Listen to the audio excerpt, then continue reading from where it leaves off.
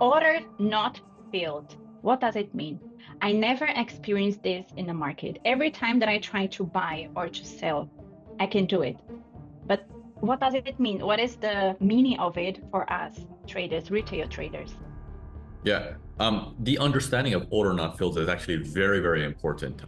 Many new people coming into this space, they never get to experience what that means because it's a classical thing that started in the olden times when there was not enough supply in the market. For example, let me explain it to you in a simplistic way. I'm going to open up the whiteboard here. When it comes to saying order not filled, basically what it means is if the market was calm at a certain point, and for whatsoever reason, let's say there's a panic in the market, or there's a news event, or some sort of reasoning behind where everybody wants to buy, the prices will fly up like this. Now, there's a lot of information behind why prices fly up like that. It's not that the chart is going up. You see, a lot of people confuse this thing going up as the chart is going up, and when the chart goes up, I need to be a buyer. The understanding needs to come from is this price used to pinball around here. Price used to pinball around there, which means let's say $1 and 50 cents. Okay, it used to pinball. That used to be the happy price that everyone was willing to pay. But due to whatsoever reason, people predicted that there's going to be a shortage of this, of whatever this item is. On the top left, you generally have your currency pair. But if I change the currency pair and I call it mango, for example. Okay. Today, not bananas, today mangoes. Today we go for mangoes, not bananas. Okay. So let's say there's going to be a shortage of mangoes due to this news event that just came out and it talks about farmers going on strike. Well, what do you think is going to happen? Whatever supply is left over, people would want to buy that. So everyone stands in line, especially the larger players who can understand the information that there's going to be a shortage. You see, retail traders, they don't have any understanding whatsoever. They just come in and say, ooh, it's going up, I need to buy. There's no analysis behind what they're doing, why they're doing it. They're just simply coming in and saying, I hope I can make money. But to make money, there needs to be an understanding of what am I providing, what kind of service am I providing to get paid for it.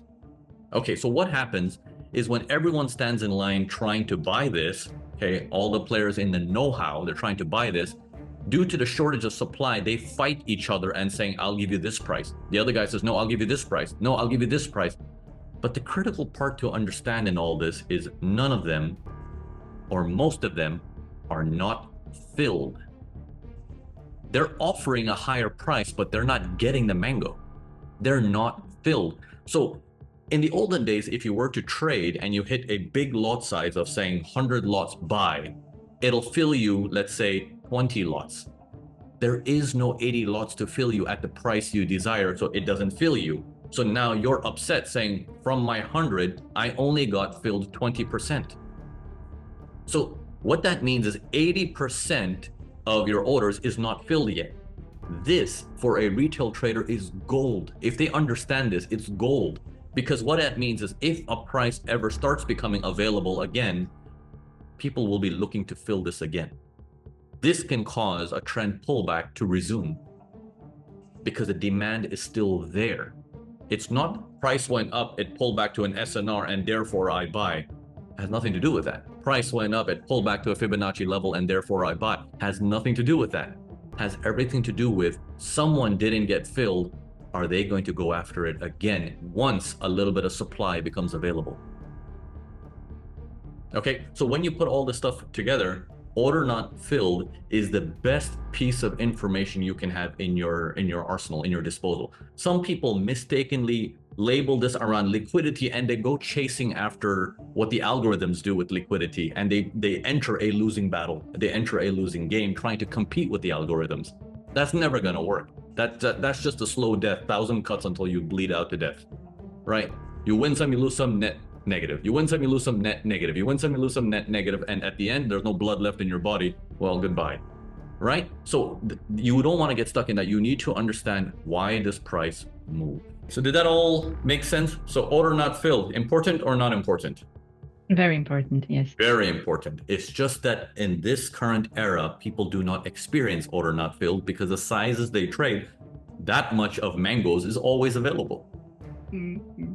So until you don't understand the players who really need this item and they're trying to buy at heavy prices with heavy lot sizes, they're not getting filled. That's the key to say, ooh, I can make money off of this as a retail trader if I can also get my hands on a few of those mangoes to sell to the larger players who are desperate to get their hands on it.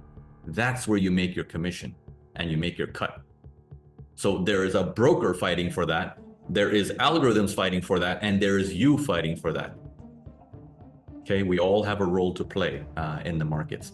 If we don't fight for it properly, all we're doing is we're feeding the system.